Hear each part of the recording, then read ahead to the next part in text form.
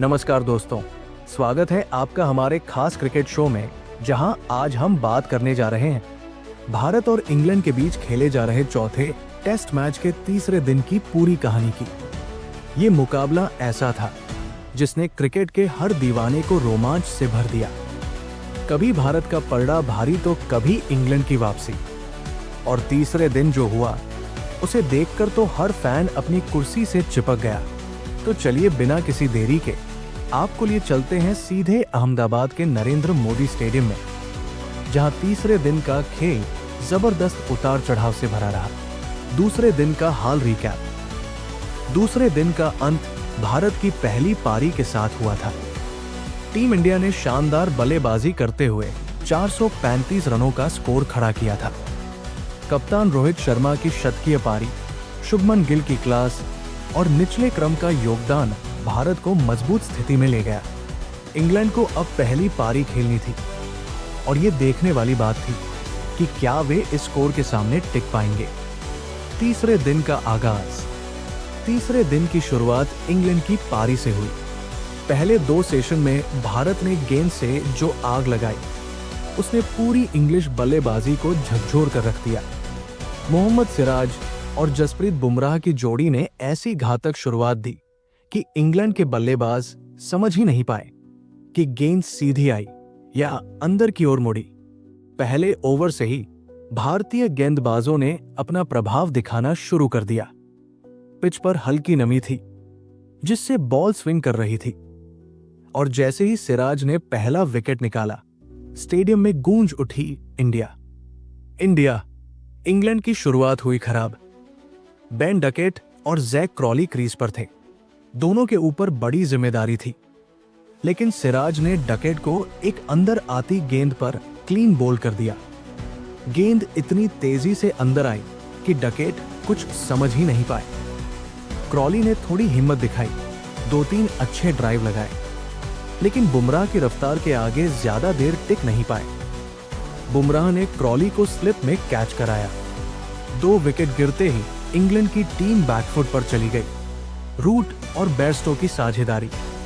अब मैदान पर आए जो रूट और जॉनी बेयरस्टो, दोनों इंग्लैंड की रीढ़ माने जाते हैं।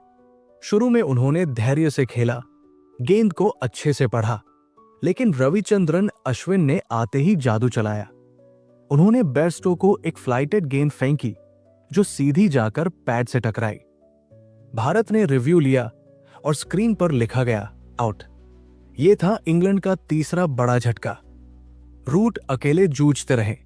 उन्होंने कुछ शानदार कवर ड्राइव्स और पुल शॉट्स खेले, 50 रन पूरे किए, लेकिन दूसरे छोर से विकेट गिरते रहे। लंच तक का स्कोर। लंच तक इंग्लैंड का स्कोर था 102-5। भारत पूरी तरह से हावी हो चुका था। सिराज और अश्विन की जोड़ी ने आधी इंग्लिश टीम पवेलियन भेज दी थी। स्टेडियम में हर तरफ तिरंगे लहरा रहे थे। लंच के बाद का खेल। लंच के बाद इंग्लैंड को संभालने की कोशिश की बेन स्टोक्स और जो रूट ने। ये दोनों बल्लेबाज ऐसे हैं जो किसी भी परिस्थिति में मैच पलट सकते हैं। स्टोक्स ने आते ही आक्रामक तेवर दिखाए। शमी के एक ओवर में लगातार 2 चौके लगाकर उन्होंने इरादे साफ कर दिए, लेकिन अश्विन ने फिर से कमाल किया। स्टोक्स एक बड़ा शॉट लगाने के चक्कर में डीप मिडविकेट पर कैच दे बैठे। कप्तान गुस्से में दिखे, लेकिन कुछ नहीं कर सकते थे। इसके बाद जो रूट को भी अक्षर पटेल ने एलबीडब्ल्यू आउट किया। भारत ने 2 और विकेट झटक कर इंग्लैंड को पूरी तरह बैकफुट पर ढकेल दिया। इंग्लैंड की पहली पारी सिमटी। देखते ही देखते इंग्लैंड की पूरी टीम 179 रनों पर ऑल आउट हो गई। भारत ने पहली पारी के आधार पर 256 रनों की विशाल बढ़त हासिल कर ली थी। मोहम्मद सिराज ने 4 विकेट, अश्विन ने 3 और अक्षर पटेल ने 2 विकेट लिए। स्टेडियम तालियों से गूंज उठा। हर भारतीय फैन खुश था क्योंकि टीम ने तीसरे दिन का पहला सेशन पूरी तरह अपने नाम किया था। भारत की दूसरी पारी शुरू। बिना फॉलोन दिए भारत ने बैटिंग चुनी। रोहित शर्मा और शुभमन गिल एक बार फिर ओपनिंग के लिए उतरे। अब टीम का लक्ष्य था बड़ी बढ़त लेकर इंग्लैंड को चौथी पारी में दबाव में डालना। शुरुआत में इंग्लैंड के गेंदबाज थोड़े आक्रामक दिखे। एंडरसन और वुड ने तेजी से गेंदबाजी की, लेकिन रोहित और गिल दोनों ने संयम से खेला। गिल ने 2 सुंदर स्ट्रेट ड्राइव लगाए, जबकि रोहित शर्मा ने स्क्वायर कट से दर्शकों को झूमने पर मजबूर कर दिया। टी ब्रेक तक भारत मजबूत। टी ब्रेक तक भारत का स्कोर 87/1 था। शुभमन गिल 41 रन बनाकर खेल रहे थे, जबकि पुजारा उनके साथ क्रीज पर थे।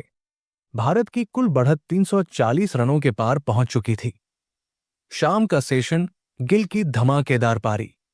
तीसरे सेशन में शुभमन गिल का बल्ला और भी तेजी से चला। उन्होंने अपनी फॉर्म का शानदार प्रदर्शन करते हुए अर्धशतक पूरा किया और फिर 80 रन तक पहुंच गए। वहीं चेतेश्वर पुजारा ने अपना क्लास दिखाया।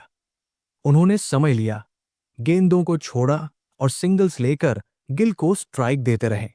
दोनों के बीच 100 रनों की साझेदारी हुई। गिल शतक की ओर बढ़ ही रहे थे कि ओली रॉबिन्सन ने एक शॉर्ट गेंद पर उन्हें पुल करने को मजबूर किया और डीप स्क्वायर लेग पर कैच आउट हो गए। लेकिन जाते जाते वो 93 रनों की बेहतरीन पारी खेल चुके थे। पुजारा, रहाणे की क्लासिक बैटिंग। गिल के आउट होने के बाद क्रीज पर आए अजिंक्य रहाणे और फिर दिखा टेस्ट क्रिकेट का असली मजा। पुजारा और रहाणे दोनों ने इंग्लैंड को थकाया, गेंदबाजों को परेशान किया और धीरे धीरे स्कोर को 200 के पार पहुंचा दिया। रहाणे ने कुछ क्लासिक कवर ड्राइव्स और लेट कट्स खेले। पुजारा भी 60 रन बनाकर क्रीज पर जमे रहे। दिन का अंत, भारत की स्थिति मजबूत। तीसरे दिन का खेल समाप्त हुआ और भारत का स्कोर था 234-3। भारत की कुल बढ़त 490 रनों के पार पहुंच चुकी थी। अब यह साफ था कि इंग्लैंड के सामने एक असंभव सा लक्ष्य खड़ा होने जा रहा है। स्टेडियम में तिरंगे लहराए, लोगों ने जीतेगा भाई जीतेगा, इंडिया जीतेगा के नारे लगाए। भारत ने तीसरे दिन खेल के हर विभाग में अपना दबदबा कायम रखा। निष्कर्ष तो दोस्तों, यह था भारत और इंग्लैंड के बीच चौथे टेस्ट के तीसरे दिन का पूरा रोमांचक हाल।